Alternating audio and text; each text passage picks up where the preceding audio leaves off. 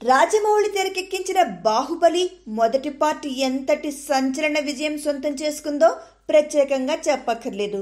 ఆ సినిమా మొదటి పార్ట్ చాలా ఆసక్తికర ప్రశ్నతో ఎండయ్యింది.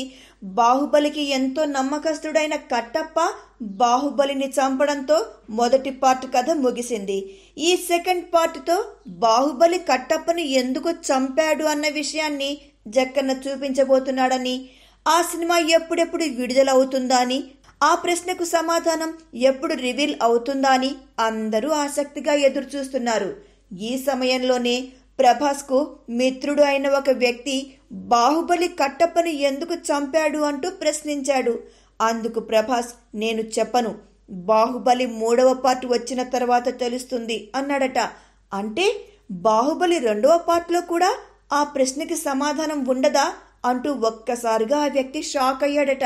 అయితే కొద్ది సమయం తర్వాత ప్రభాస్ నవ్వుతూ 2వ పార్ట్లోనే ఆ ప్రశ్నకు సమాధానం ఉంటుందిలే అంటూ ఆ వ్యక్తిని శాంతపరిచాడు. ఇప్పటికే బాహుబలి 3వ పార్ట్ను జక్కన్న ప్రకటించిన నేపథ్యంలో ఈ ప్రశ్నకు సమాధానం అందులో ఉంటుందా ఉండదా అనే అనుమానం కొందరికొస్తోంది.